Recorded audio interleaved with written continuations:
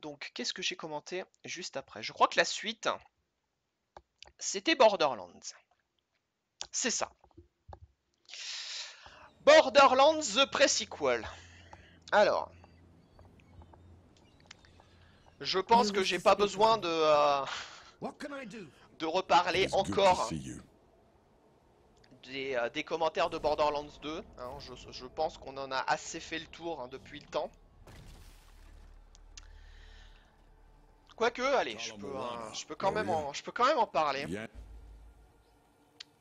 Je suis toujours plus ou moins le cul entre deux chaises sur les commentaires de Borderlands 2. Parce que franchement, j'ai fait des commentaires où le côté technique était là. Il était présent. Après, j'ai aussi eu le malheur de dire ce que j'avais sur le cœur sur Borderlands 2. Parce que c'est quand même un jeu qui me tenait énormément à cœur. Et j'en avais quand même gros sur la patate. Après, j'aurais pu, c'est vrai, calmer un petit peu le jeu. Et c'est parti en live un petit peu trop vite dans les commentaires de Borderlands 2. J'aurais dû plus diluer le bousin au lieu de partir direct en mode full troll, parce que c'était ça s'est vraiment pas bien passé. Et c'est vrai que maintenant je le concède totalement.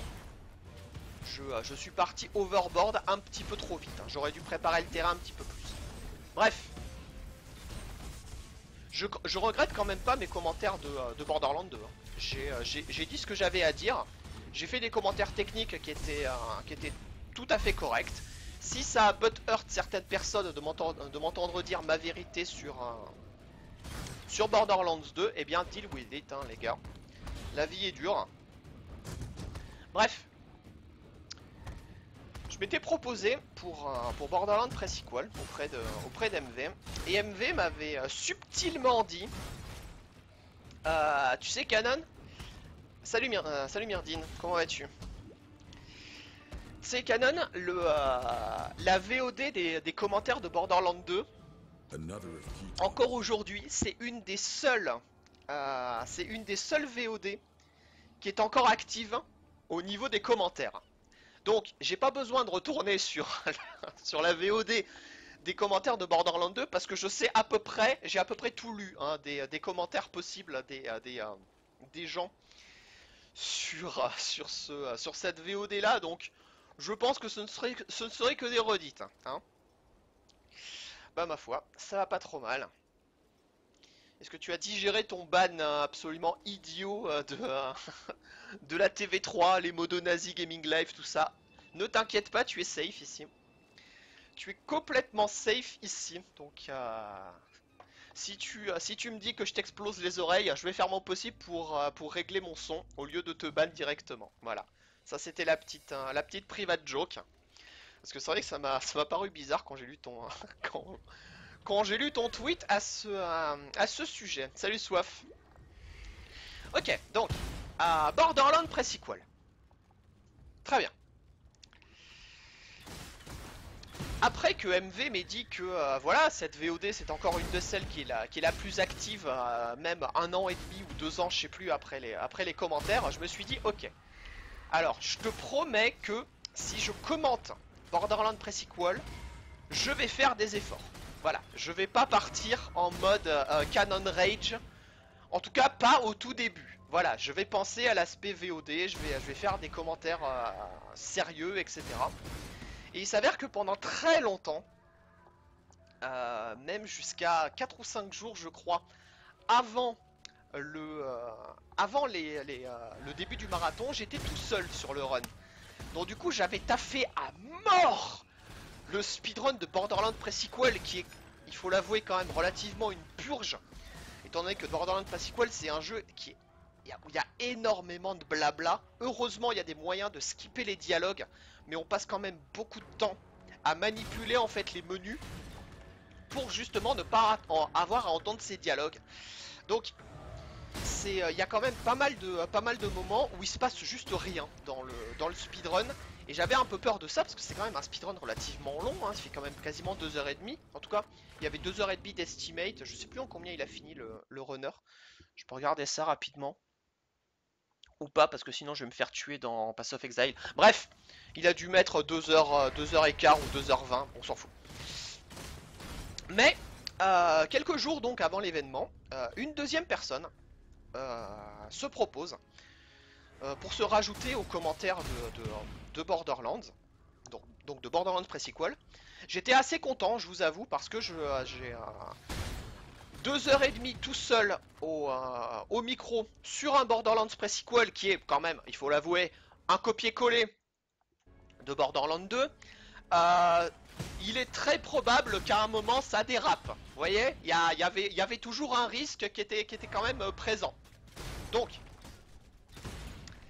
j'étais vraiment content du, euh, du fait que j'ai un co-caster avec moi. Et en plus, il s'avère il était vraiment très bien rodé sur les Borderlands en général. Et aussi sur les speedruns. J'ai été assez étonné, mais c'est vrai que la communauté de speedrun française de Borderlands, au final, elle est pas, elle est quand même présente. Je pensais pas parce que c'est vrai que souvent quand je regarde les speedruns de Borderlands 2, je vois quasiment que des Américains qui speedrun ce jeu. Du coup, ça faisait vraiment plaisir de voir que des Français s'intéressaient au speedrun de ce jeu-là. Et donc, du coup, de Pre-Sequel. Donc, ça connaissait les techniques, hein, ça connaissait le weapon swap glitch, les exploits avec le claptrap, ça connaissait les out of bounds, etc. Donc, franchement, il connaissait son taf. Il connaissait aussi le lore, etc. Bon, c'est vrai que niveau lore, ça va, je touche ma bille quand même dans les commentaires. 2:21:39, merci. Donc c'est ça, ouais, enfin 2h20, c'est ce que j'avais dit à peu près, parce qu'il avait 2h30 je crois d'estimate, donc c'est totalement dans l'estimate. Il va falloir que je me retape la totalité du niveau à cause de toi. Bon, allez, ok, pourquoi pas. Oui, vas-y, revive. Je suis censé te rapporter un totem. Ok, bon, bah, on va essayer de te trouver un totem alors. Bon, donc, j'ai pu discuter avec cette personne, avec ce co-caster, avec moi, un petit peu avant les commentaires, et il s'avère qu'on s'est très bien entendu. Et je trouve que les commentaires se sont quand même bien passés. Alors j'ai fait vraiment tout mon possible pour défendre le jeu. Franchement, j'y ai pas cassé du sucre sur le dos. En plus, je trouve, hein, enfin je le répète, que il y a des meilleures idées globalement dans Pre-Sequel que dans Borderlands 2. Et donc du coup, j'avais beaucoup moins envie, si vous voulez, de casser du sucre sur Borderlands Pre-Sequel, que au final, j'ai plutôt apprécié, à part la politique de DLC qui a carrément baissé en termes de qualité par rapport à ce qui était dans Borderlands 2, mais vu qu'il n'y avait pas les DLC dans le speedrun, j'avais absolument aucune raison de sortir ça pendant mes commentaires, donc je me suis complètement abstenu. Et en plus de ne pas casser du sucre sur le dos de Borderlands Pre-Sequel, qui, il faut bien l'avouer, est le vilain petit canard de Borderlands, hein, dans la communauté globale. C'est-à-dire que les gens qui vénèrent Borderlands 2, en général, ils crachent complètement à la gueule de Borderlands Pre-Sequel, parce que c'est vrai qu'il est très facile d'estimer que Borderlands Pre-Sequel c'est juste un sous-Borderlands 2, hein, rien que c'est rien d'autre que ça. Donc j'ai fait mon possible en plus pour trouver des circonstances atténuantes au jeu. Parce que c'est vrai que le pauvre Borderlands Pre-Sequel, il se retrouve à gérer des trucs qui sont quand même relativement indéfendables. Notamment le fait que dans Borderlands Pre-Sequel, qui je le rappelle est sorti quasiment 1 an et demi, voire 2 ans après Borderlands 2, on retrouve des bugs des premières versions de Borderlands 2.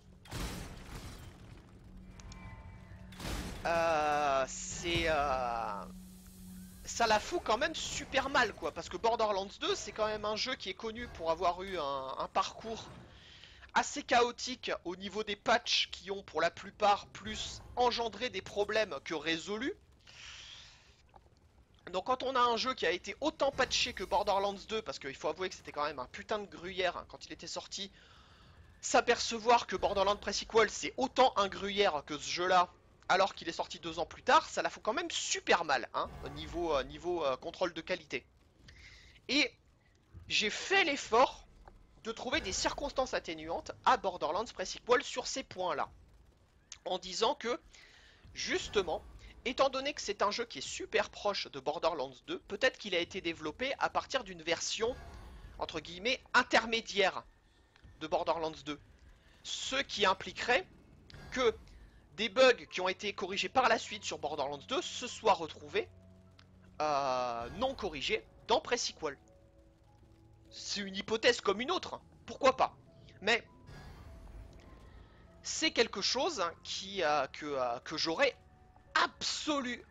absolument pas envisagé si j'avais fait des commentaires aussi dégueulasses que ceux que j'avais fait sur Borderlands 2. J'aurais jamais chopé une opportunité de donner du mou à ce jeu. Jamais. Donc vraiment, j'ai fait des efforts. Hein. Et je suis passé même... Ça ressemblait presque à de la grosse mauvaise foi, hein, de leur trouver des excuses sur ces points-là. Parce que, basiquement, ce qui se passe avec les Borderlands, c'est que ils vont trouver une faille dans le jeu. Enfin, c'est surtout les joueurs qui vont trouver une faille dans le jeu et qui vont l'exploiter de plein de façons différentes. Parce que, comme je vous dis, les Borderlands, c'est des jeux quand même qui sont relativement denses au niveau des mécaniques de jeu. Donc du coup c'est extrêmement difficile d'envisager toutes les possibilités. Et c'est pour ça que lorsqu'on sort un petit peu des sentiers battus dans la manipulation surtout des armes de Borderlands, eh ben on se retrouve dans des situations qui avaient absolument pas été prévues. Et on se retrouve avec des exploits absolument immondes.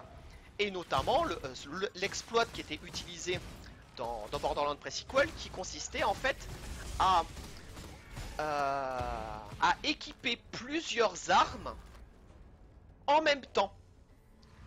C'est-à-dire qu'à la fin du speedrun, vous aviez un lance-roquette à munitions infinies avec 3 bonus de dommages critiques qui venaient de snipers à côté.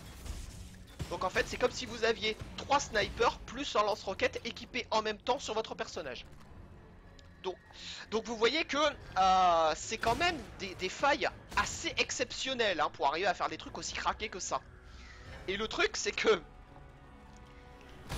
ce problème là de ce qu'on appelle le weapon merging, c'est comme ça que ça s'appelle dans Borderlands, c'est un problème qui existe depuis les premières versions de Borderlands 2. Donc ce que ça veut dire en fait, c'est que l'exploit qui est présent dans Borderlands 2, qui est présent dans le code de Borderlands 2, c'est-à-dire le code qui permet de faire ce genre d'exploit et de glitch complètement surcraqué, a absolument pas été réglé, ni dans Borderlands 2, ni dans Borderlands Pre-Sequel. Ce qui a été réglé, c'est la façon de créer ce bug. Le bug en lui-même, il existe toujours. Si vous voulez une analogie, en fait, c'est que vous trouvez une énorme fissure dans votre mur, et au lieu de colmater la fissure, vous allez mettre du papier peint par-dessus. Ça, c'est exactement la politique de debugging qu'a Gearbox, depuis toujours d'ailleurs, sur tous les Borderlands. Et au bout d'un moment, bah les gars, ça commence à se voir quoi. Que ce qu'il faut, c'est débugger votre code. Pas essayer de faire des caches-misères à base de virer les moyens de provoquer l'exploit. Ce qu'il faut faire, c'est virer l'exploit, vous voyez ça, là, ça résoudrait le problème, mais non. Alors, je connais absolument rien à la programmation en jeu vidéo. Peut-être que c'est pas possible. Peut-être que c'est impossible de régler ce problème, mais en tout cas, la vision que l'on a, nous, en tant que joueur extérieur à ça, c'est exactement la figure de style que je vous ai décrite. La fissure dans le mur qui est résolue en mettant un petit papier peint par-dessus, quoi. C'est typiquement ce qu'ils font. Et du coup, c'est difficile de pas mettre ce genre de truc en exergue lors de commentaires. Donc, je le répète, je ne l'ai pas dit. Je n'ai pas fait mention de ce genre de truc dans mes commentaires. Donc j'ai été quand même assez sympa. Parce que des trucs à dire sur les glitches de Borderlands, il y en avait. Et pas des choses très agréables à entendre. Donc pour Watch éviter yourself. encore du drama infini, du Watch yourself. butthurt sur les fans hardcore, je me suis cette fois fortement limité sur mes commentaires. Certains m'ont dit que mes commentaires du coup étaient un petit peu trop édulcorés. Je leur rétorquerai que si vous voulez du pas édulcoré, vous avez le top toute catégorie dans les commentaires de Borderlands 2. Donc au final, ça compense. Vous voyez? Donc, allez, on va dire que l'un dans l'autre, c'est pas mal. Voilà, j'ai à peu près des commentaires moyens sur les deux. Mais après, je le répète, j'ai beaucoup apprécié commenter ce jeu avec une personne vraiment qui connaissait son truc, hein, qui avait vraiment fait ses recherches, qui s'intéressait au monde du speedrun de Borderlands, qui s'intéressait à Borderlands aussi, parce qu'il y a beaucoup de choses qu'on peut, complètement passer outre lorsqu'on étudie un speedrun, le lore, etc. Le mec là, il s'intéressait vraiment à Borderlands, donc j'ai vraiment été content de, euh, de commenter avec lui. Maintenant, la question, c'est est-ce que moi, je suis content des commentaires que j'ai fait sur Borderlands Pre-Sequel? Bah bizarrement, la réponse est oui. Parce que, à mon avis, on a réussi à faire passer les explications importantes du run. Et je peux vous garantir que expliquer comment faire les glitches, c'est pas si facile que ça. Parce que c'est quand même quelque chose d'extrêmement abstrait lorsqu'on connaît rien du tout au jeu. Donc essayer d'expliquer correctement en plein milieu du speedrun, etc. C'était pas si facile que ça, donc je pense qu'on a fait un boulot pas trop mauvais. On aurait pu, je pense, être plus clair sur l'explication de comment provoquer le weapon merging glitch, donc le truc que je vous disais, le fait de fusionner en fait les capacités spéciales de divers flingues. On aurait pu faire un meilleur boulot, je pense, à expliquer ça. Mais globalement, on a réussi à faire passer, à mon avis, le message que c'est vrai que le jeu, une fois qu'on a réussi à mettre ce glitch en place, ça devient très légèrement n'importe quoi. Et ce qui est important, à mon avis, ce qu'il fallait mettre surtout en exergue, c'était que ce speedrun, avant qu'on découvre ce glitch, ce weapon merging glitch, il était ultra difficile et ultra unsafe. C'est-à-dire que c'est un run qui pouvait très facilement s'arrêter complètement à genre un quart d'heure de la fin. Tout simplement parce que on est tellement under level, on a tellement un manque de puissance en faisant ce speedrun que les derniers boss deviennent ultra difficiles. Et c'est à cause de la découverte de ce glitch qu'on a réussi à rendre le speedrun de Borderlands Pre-Sequel faisable en marathon. S'il n'y avait pas eu le weapon merging glitch, je pense que le jeu aurait même pas été proposé pour le SGDQ. Et à mon avis, on a, on a réussi, je pense, à faire comprendre ça aux auditeurs. Et franchement, c'est à mon avis une des choses les plus importantes qu'il fallait faire passer. Donc globalement, ouais, je suis content de mes commentaires. J'ai réussi à me tenir du coup, vu qu'en plus donc j'étais pas tout seul, donc j'avais quelqu'un pour me rappeler à l'ordre entre guillemets, même si bon, je me serais quand même tenu hein, même tout seul. Mais globalement, on a réussi à avoir des discussions correctes sur le jeu sans avoir à recourir justement aux artifices dégueulasses que j'avais utilisés pendant mes commentaires de Borderlands 2, qui étaient le full second degré, le full canon rage, etc. Donc globalement, assez content de mes commentaires sur Borderlands Pre-Sequel. Et je remercie donc encore une fois mon co-caster. Ok. Donc la suite.